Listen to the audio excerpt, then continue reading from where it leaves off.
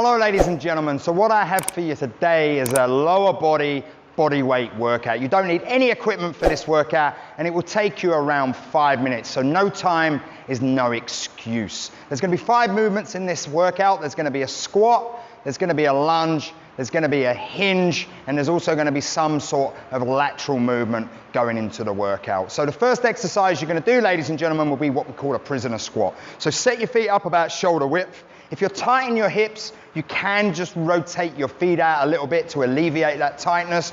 Grip the ground nice and strong. Anything that you do, ladies and gents, when you're stood up, especially if it's a leg exercise, you're driving from the feet. Now put the hands up behind the head, squeeze the shoulder blades together. What that does is it activates the posterior stabilizers, the tissue that supports the spine. It'll help you stay more upright. From here, chest up, eyes to the front, a nice strong inhale. Sit down into your squat. Nice and low, as low as your mobility allows. Grip with the feet, drive through the knees, lock out the knees at the top of the movement. And you're going to do anywhere from 12 to 16 repetitions. Inhale down, exhale up. This is really going to develop the upper legs, the quads, get into the hamstrings, the glutes, strengthen the knees, develop the hips, and get a little bit of low-level activation of the ankles. 8, make sure you breathe in on the way down, exhale up, get that abdominal pressure, inflate the core, create support for the spine, get a nice tempo going. 14, 12 to 16, depending upon your ability levels, and I'm at 16. Now for the next one, set yourself up so you're about hip width, step back with one leg, take a nice big stride back, make sure you're nice and strong on your toes. And what we want to do is make this a little bit more hip dominant, so your body angle plays a major factor. By leaning forwards, I load my hips and my glutes. By being more upright, I load my quads and my knees. Now we want to get more into the glutes, so I'm going to load forwards. Imagine I've got a couple of suitcases hanging down. Back leg is doing most of the work, not the front leg. So I let the back knee go down and I drive through the back leg. This leg is only supporting maybe 20, 25% of my body weight. It looks like it's loaded, but I'm really focusing on using my back leg. And you half the reps. So I was doing 16, I'm going to do 8 on each leg. 6, 7, lock out the knee, full range of movement, and 8. Then step back, set yourself up, do a little shimmy, do a little shake, whatever you want to do, guys. And then from there, step back, nice and strong on the back foot, heel nice and vertical, couple of suitcases, lean forwards, load the glutes, load the hips, let the back knee go down, and power up. So my eyes, my vision wants to be aligned with my spine here, you see? I don't want to be looking up because I'm going to compress my cervical spine. Back leg is doing most of the work. Inhale down, exhale up. By being static, we're taking momentum out of the equation. It's much more challenging than a stepping lunge. Now from there, we want to work on balance, proprioception, knowing where your body is in space. So you'll stand on one leg, grip the ground nice and strong with the feet.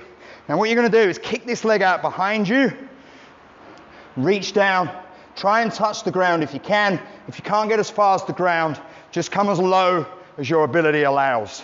Keep that standing leg super active. Grip the ground with the toes, hinge forwards. This is really going to strengthen your ankle. It's going to start to get into your calf muscles as well, build some knee stability, and also create some length and some strength up the back of the upper leg, what's called the hamstrings, the free muscles that attach the back of the knee to the base of the lower back and the hips. Keep control on this one, don't rush, and do 6 to 8 on each leg. You should really feel that in that lower compartment. And then switch legs, ladies and gents. So again, stand on that one leg, grip the ground nice and strong, lift the knee up, engage the core, kick the leg out, hinge forwards, and then come back to standing. This is a great exercise for the ankles. It's also very good for the lower back, and it's good to help with your balance. It's important to have good balance, guys. If you haven't got balance, you're always going to struggle to maintain good posture and also good quality human movement when you're working out. Reach out as long as you can with the back leg. Try not to let the spine bend too much. You don't have to be super stiff because you're not under load. Hinge forwards, nice and solid. And then when you're done 6 to 8 on one leg, we're going to get the body working side to side now. So loading the lateral lines. For this one, ladies and gents, you'll stand on one leg, lift up the knee. Always lift up the knee. That's going to activate the core. I like to come up into a hands clasped position. Just gives me a little bit more awareness of where my upper body is. And then I step out and across at a 45-degree angle. Try and keep this knee pointing forwards. You're looking to load the glute med, the outer head of the hip here primarily, and then drive the knee back up. Reach out, drive the knee. Reach out, drive the knee. You should start to feel that hip loading very quickly, loading the IT band as well. It connects the outside of the knee to the outside of the hip. That's it, so reach out, try and step out about a 45-degree angle. Keep the foot gripped super strong into the ground. When you've done 6 to 8 on one leg, switch sides. So again, grip the ground, lift the knee, activate the core, step out and across.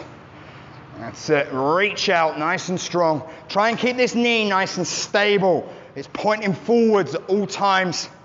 Primary point of initiation is the hip, but you're also going to develop your knee and your ankle with this movement.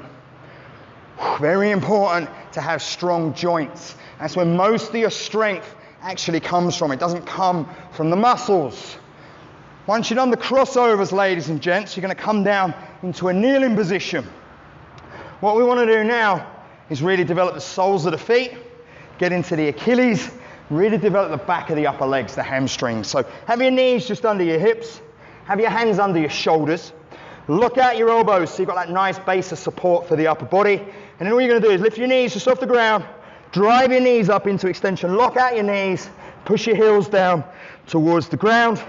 So you see how I'm working everything in that back line from the soles of my feet, shooting up the back of the leg, through the Achilles, through the calf muscles, through the back of the knee, up to the hamstrings and even the lower back. We'll do 12 to 16, guys. Good job, keep it up. Focus on locking out the knees, creating full range of movement, long, strong tissue, with a nice fluid pace going. I'm at 13, 14, drive them heels down, and 16. There you go, ladies and gentlemen. That is the lower body bodyweight workout. Hope you enjoyed that. If you've got any questions, drop them in the comments below. I'll happily answer them. Have a wonderful day. Take care of yourselves. Stay strong. Over and out. Justin, Coach Wallis.